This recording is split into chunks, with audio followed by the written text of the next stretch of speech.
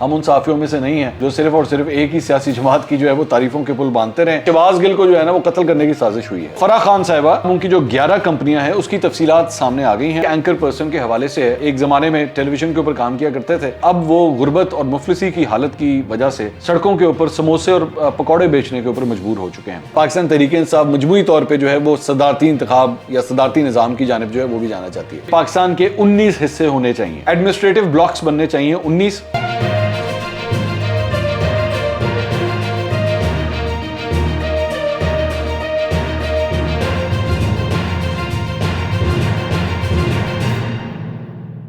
السلام علیکم ناظرین، میں ہوں منصور علی خان، اپنے یوٹیوب چینل کے اوپر آپ کو خوش آمدید کہوں گا۔ سب سے پہلے آپ سے درخواست کے چینل کو سبسکرائب کرنا مت بھولیے گا اور بیل آئیکن ضرور پریس کیجیے گا۔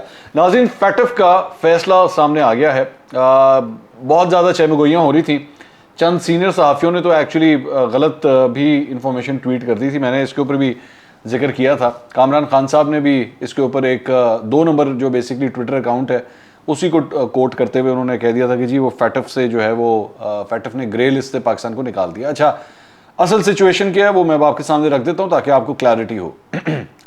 ٹیکنیکلی سپیکنگ پاکستان ابھی گرے لسٹ سے نہیں نکلا ہے، لیکن ڈفرنس یہ ہے کہ فیٹف نے یہ کہا ہے کہ پاکستان سے ہم نے جو 34 مطالبات کیے ہوئے تھے، جو 34 مختلف پوائنٹس سامنے رکھے تھے، پاکستان نے ان کو فلفل کر لیا ہے، کمپلیٹ کر لیا ہے۔ اصل میں پہلے پاکستان نے وہ 34 کے 34 پوائنٹس نہیں کیے تھے، وہ کافی حد تک تعداد بہتر ہو گئی تھی لیکن پھر بھی کئی پوائنٹس رہ گئے تھے۔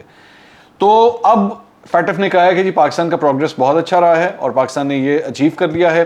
اب اس کا اگلا پروسیس یہ ہوگا کہ فیٹف کی ٹیم جو ہے وہ پاکستان آئے گی اور فزیکلی آ کے جو بھی اقدامات پاکستان نے کہا ہے کہ ہم نے کمپلیٹ کر لیے ہیں اور اس کی رپورٹ جو جمع کروائی گئی ہے اس کو یہ بیٹھ کے چیک کریں گے کہ کیا یہ سب کچھ واقعی ہوا ہے یا نہیں ہوا۔ عام طور پہ آپ سمجھ لیجئے کہ یہ ایک فارمیلٹی ہوتی ہے، فارمیلٹی ہے۔ کافی حد تک آپ سمجھ لیجئے کہ معاملہ لاک ہو چکا ہے، بس آپ جس طرح کہتے ہیں نا کہ اب فرضی کاروائی رہ گئی ہے، تو بیسکلی فرضی کاروائی ہے جس کے اوپر بیسکلی پاکستان جو ہے وہ اب گرے لسٹ سے نکل جائے گا۔ نکلا ابھی نہیں ہے لیکن نکل جائے گا۔ تو الٹیمیٹلی میں پھر بھی یہ کہوں گا کہ آج کا دن پاکستان کے لیے ایک اچھی خوشخبری ہے، it's a very good news. اور جس طرح میں نے اپنے آج کے ایک ویلاگ میں بھی یہ بات کہی تھی کہ اس کی ذمہ داری، اس کا کریڈٹ دونوں میرا خیال میں پاکستان تحریک انصاف کے حماد اظہر صاحب کو جاتا ہے اس چیز کا، اور ساتھ ہی ساتھ ان کی ٹیم کو جاتا ہے، ایک بات۔ دوسری بات یہ کہ اس کے اندر بیک اینڈ کے اوپر جو ہے وہ ہمارے جو ملٹری کے جو آفیسرز تھے انہوں نے بڑا ایک اہم کردار ادا کیا ہے۔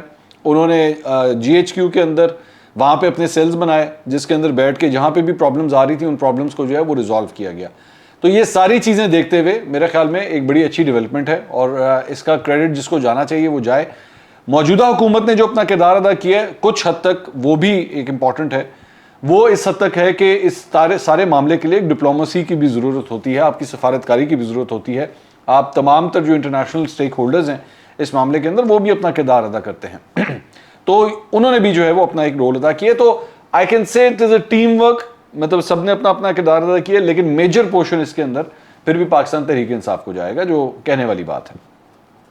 ہم ان صحافیوں میں سے نہیں ہیں جو صرف اور صرف ایک ہی سیاسی جماعت کی جو ہے وہ تعریفوں کے پل باندھتے رہیں اور دوسری سیاسی جماعت کی صرف برائیاں کرتے رہیں۔ جہاں پہ وہ اچھا کام کریں گے ہم ان کی تعریف بھی کریں گے، لیکن اگر جہاں برا کریں گے، غلط کریں گے تو اس کی نشاندہی بھی ہوگی۔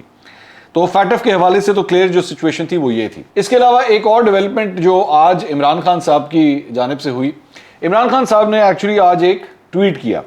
اپنی اس ٹویٹ کے اندر بیسکلی ان تمام افراد کے نام انہوں نے ٹویٹ کیے جو اب اس دنیا میں نہیں رہے اور انتقال کر چکے ہیں، اور وہ لوگ جو بیسکلی منی لانڈرنگ کے جو کیسز سے ریلیٹڈ تھے، FIA کی تحقیقات سے ریلیٹڈ تھے، مقصود چپڑاسی کا نام بھی ہے، ان سب کا نام بھی ہے، ان سب کے نام جو ہے انہوں نے ٹویٹ کیے۔ اب بیسکلی وہ کہنا کیا چاہ رہے تھے؟ وہ کہنا یہ چاہ رہے تھے کہ دیکھیں جی ان کی اموات جو ہیں وہ بڑی ان نیچرل ہیں اور اس کے پیچھے کوئی نہ کوئی ایسا کوئی عنصر ہے۔ بیسکلی مقصد یہ تھا ٹویٹ کرنے کا۔ اب میرا یہاں پہ ایک سوال ہے کہ یہ تمام لوگ جو اس دنیا سے چلے گئے، جو انتقال کر گئے، ان کی فیملیز میں سے ابھی تک کوئی سامنے نہیں آیا۔ ان کی فیملیز میں سے کوئی آ کے یہ نہیں کہہ رہا کہ جی ہمارے پیارے جو ہیں وہ اس دنیا میں جو گئے ہیں وہ کسی غیر طبعی وجہ سے گئے ہیں یا ان کا قتل کیا گیا ہے، وہ اس معاملے میں کوئی کامنٹ نہیں کر رہے۔ لیکن صرف ایک آدمی ہے اور ایک سیاسی جماعت ہے پاکستان تحریک انصاف جو ایکچولی اس کے اوپر بات کر رہی ہے. اب اس طرح اگر یہ کہا جائے, اگر اسی نظریے کو پک کر لیا جائے, تو پھر میرا یہ سوال ہے کہ اس طرح تو پھر اور بھی مثال کے طور پہ وقار سیٹھ صاحب جو جج تھے, جج ارشد ملک صاحب تھے, وہ بھی اس دنیا سے چلے گئے. لوگوں نے اس وقت بھی بڑے سوال کیے کہ بھائی ان کو کووڈ ایک دم کس طرح ہو گیا. اور کچھ نہیں تو میں مثال کے طور پہ خادم رضوی صاحب ہیں, خادم رضوی صاحب کو بھی کووڈ ہوا تھا, وہ بھی اس دنیا سے جب چلے گئے تو اس پہ بھی چند لوگوں نے بڑے سوال اٹھائے کہ ایک دم مطلب, لیکن اس وقت ظاہری بات ہے کوئی ایسی چیز نہیں تھی جس میں فاؤل پلے جو ہے وہ نظر آتا ہو. کووڈ کے اندر کئی میرے اپنے کئی جاننے والے ہیں جن کو کووڈ ہوا اور صرف چند دنوں کے اندر اندر وہ دنیا چھوڑ کے چلے گئے. تو سوال تو اگر اٹھانا چاہیں تو سوال آپ ادھر بھی اٹھا سکتے ہیں, اس میں تو کوئی بات نہیں. اب مثال کے طور پہ اس کی ایک اور ایگزامپل میں آپ کو دیتا ہوں. آپ کو یاد ہوگا کہ شہباز گل صاحب کا ایک ایکسیڈنٹ ہوا تھا موٹر وے کے اوپر, اور جب وہ ایکسیڈنٹ ہوا تھا تو شہباز گل صاحب نے جو ہے اور پاکستان تحریک انصاف کے لوگوں نے اس وقت کی بات پھیلانا شروع کر دی تھی کہ لو جی شہباز گل کو جو ہے نا وہ قتل کرنے کی سازش ہوئی ہے. ٹھیک ہے, سب نے انکلوڈنگ شہباز گل صاحب نے بھی. کل دانیال عزیز صاحب کا ایک حادثہ ہوا, اور دانیال عزیز جو ہیں وہ ان کی حالت جو ہے وہ بڑی سینسٹیو ہے. مطلب اللہ کا شکر ہے, مطلب بہت زیادہ ان کی طبیعت خراب نہیں ہے, لیکن بہت ہارریبل قسم کا ایکسیڈنٹ تھا. ان کی جو ایکس رے رپورٹ آئی ہے ان کی 4-5 جگہوں سے ہڈیاں ٹوٹی ہوئی ہیں, اور وہ خود گاڑی چلا رہے تھے اور ایک ٹرک نے آ کے جو ہے وہ ان کی گاڑی کو ہٹ کیا. تو کیا یہاں پہ بھی اب میرا مطلب شہباز گل صاحب کو اس طرح کی چوٹیں نہیں آئیں جو دانیال عزیز صاحب کو آئی ہیں, لیکن کیا اس کے اوپر بھی سوال اٹھانا شروع کر دیا جائے؟ دانیال عزیز صاحب پاکستان تحریک انصاف کے بہت بڑے ناقد ہیں, ظاہری بات ہے مسلم لیگ نون کے اندر ہے, وہ بھی بڑی ٹکا کے تنقید کرتے ہیں. تو کیا یہ سوال اٹھانا شروع کر دیا جائے کہ جناب پاکستان تحریک انصاف کی جانب سے کچھ ہوا ہے یا انہوں نے دانیال عزیز کو جو ہے وہ رستے سے ہٹانے کے لیے سب کچھ کیا ہے؟ ان ساری چیزوں کو کنسپیریسی تھیوریز کہتے ہیں. برائے مہربانی جب تک کسی چیز کا ثبوت نہ ہوا کرے نا, تو کنسپیریسی تھیوریز کے اوپر جو ہے وہ اپنی تمام چیز کو جو ہے بیس نہیں کر دینا چاہیے. بس میرا اس کے اوپر یہ پوائنٹ ہے. اچھا جی, اس کے علاوہ ایک اور خبر جو ہے وہ فرح گوگی, بڑی معذرت, فرح خان. میں بار بار میں کوشش کر رہا ہوں کہ میں اس چیز کو ٹھیک کروں. میں بار بار ان کو فرح گوگی کہہ دیتا ہوں, فرح گوگی نہیں, فرح خان عرف فرح گوگی. ٹھیک ہے, یہ بیسکلی میڈیا کا, میں سارا اس کا ذمہ میڈیا پہ ڈالوں گا, میڈیا ان کو بار بار فرح گوگی کہتا ہے. تو فرح خان صاحبہ, ان کے حوالے سے جناب ان کی جو 11 کمپنیاں ہیں اس کی تفصیلات سامنے آ گئی ہیں, اور سما ٹیلی ویژن نے جو ہے وہ ان کی زاہد گشکوری صاحب جو ہیڈ آف انویسٹیگیشن ہے سما کے اندر, انہوں نے ان تمام 11 کمپنیز کی تفصیلات جو ہے وہ سامنے نکال لی ہیں. انٹرسٹنگ بات یہ ہے, ویری انٹرسٹنگ, کہ فرح خان صاحبہ کی یہ 11 کمپنیاں جو ہیں وہ پاکستان تحریک انصاف کے دور میں بنی ہیں. ٹھیک ہے, پاکستان تحریک انصاف کے دور کے اندر ہی یہ 11 کمپنیاں بنی ہیں. مجھے اچھی طرح یاد ہے عمران خان صاحب نے ایکچولی اس کے اوپر ایک کامنٹ کیا تھا کہ وہ ریل اسٹیٹ میں کام کرتی ہیں, اور چونکہ ریل اسٹیٹ سیکٹر نے عمران خان صاحب کے دور کے اندر اتنی ترقی کی ہے, تو اگر ان کی مالی حیثیت میں اتنا زیادہ اضافہ ہو گیا ہے تو اس میں حیران کن بات کیا ہے؟ بڑی بالکل صحیح کہہ رہے ہیں. بس مسئلہ صرف یہ ہے کہ فرح خان صاحبہ نے تو بہت ترقی کی ہے عمران خان صاحب کے دور میں. کاش پورے پاکستان نے بھی اسی طرح ترقی کی ہوتی تو آج ہمارے ملک کی معیشت کا یہ حال نہ ہوتا. فرح خان صاحبہ نے تو ماشاءاللہ بہت ترقی کی. اللہ فرح خان صاحبہ جیسی ترقی پاکستان کی تمام خواتین کو دے. میں یہ دعا کرتا ہوں تمام خواتین کو دے. اور اسی سے ریلیٹڈ ایک اور خبر یہ بھی ہے کہ فرح خان صاحبہ سے کی جو کمپنیاں ہیں اس سے تعلق رکھنے والے ایک صاحب کو اینٹی کرپشن کے محکمے نے بلایا تھا, لیکن انہوں نے آنے سے انکار کر دیا. انہوں نے کہا ہے کہ جی پہلے آپ مجھے تمام تر تفصیلات سے آگاہ کریں کہ مجھے آپ کیوں بلا رہے ہیں, اس کے بعد میں جو ہے وہ فیصلہ کروں گا کہ میں نے آنا ہے یا نہیں آنا. تو انہوں نے آنے سے انکار کر دیا ہے. تو فرح خان صاحبہ کے حوالے سے ایک ریلیٹڈ خبر جو ہے وہ یہ بھی ہے جو ہم آپ کے ساتھ شیئر کر رہے ہیں. ان کا نام بھی بلکہ میں آپ کو بتا دیتا ہوں, ان کا نام ہے جی منیر حسین صاحب.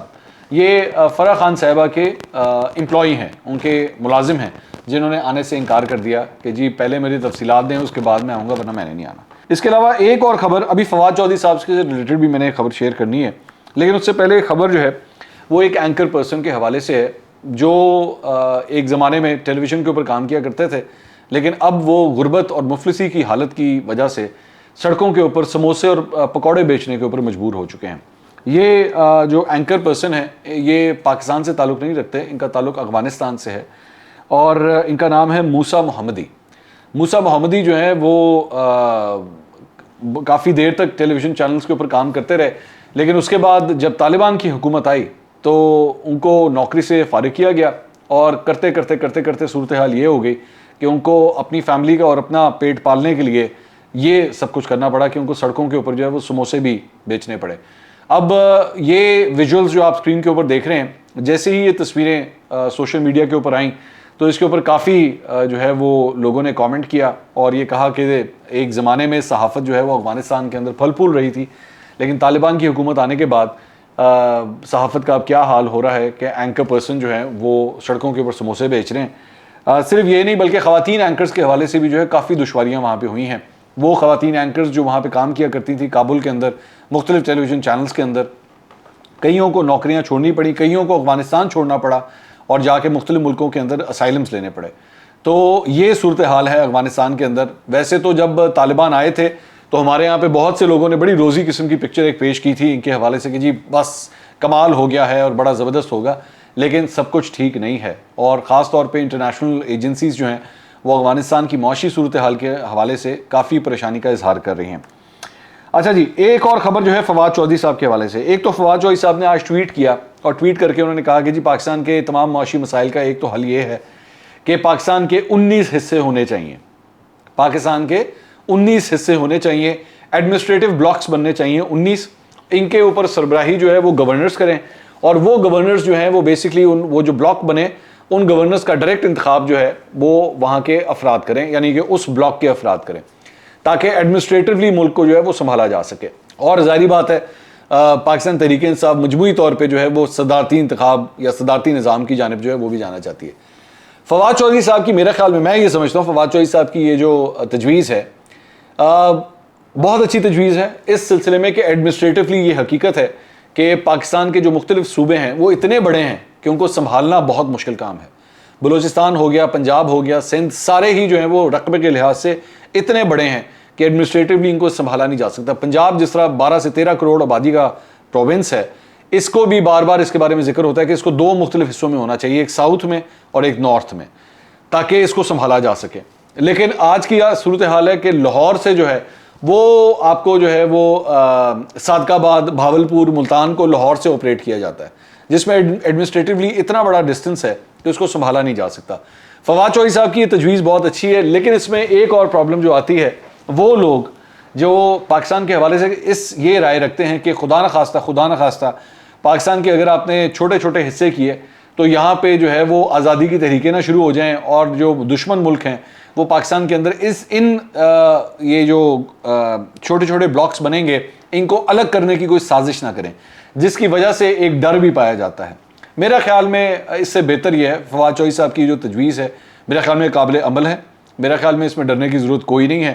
اگر امریکہ جیسا ملک 50 سے زیادہ سٹیٹس کے اندر ڈیوائیڈ ہو کے وہ چل سکتا ہے، اسی طرح یو کے اندر بھی جو ہے بہت سے مختلف کاؤنٹیز ہیں، بروز ہیں اور اس کے تحت وہ ملک چلایا جا سکتا ہے. بھارت کے اندر بہت سی مختلف سٹیٹس ہیں اور اس کو بھی اسی طرح چلایا جا سکتا ہے. تو کیا اس میں پرابلم ہے اگر پاکستان کے اندر بھی یہ سب کچھ ہو سکے؟ اگر اس سے ہمارے عوام کی جو زندگی ہے اس میں بہتری آ سکتی ہے تو میرا خیال میں اس پہ عمل کیا جانا چاہیے. اس کے علاوہ فواد چودھری صاحب نے ایک اور بڑا کنٹروورشل سٹیٹمنٹ دیا ہے. انہوں نے مہر بخاری صاحبہ کے شو کے اندر ایک کامنٹ کیا فوج کے حوالے سے. انہوں نے کہا جی فوج جو ہے اگر سیاست کے اندر اپنا رول پلے کرے گی تو پھر تنقید کے لیے بھی تیار ہو جائے، پھر اس کے اوپر تنقید بھی ہوگی. ساتھ ہی ساتھ انہوں نے کہا کہ یہ جو مختلف پارٹیاں ہیں ایم کیو ایم اور باپ، ہم سب جانتے ہیں کہ وہ کس کے کہنے کے اوپر جو ہے وہ حکومت سے گئی ہیں اور وہ کس کے انفلوئنس کے اندر ہوتی ہیں.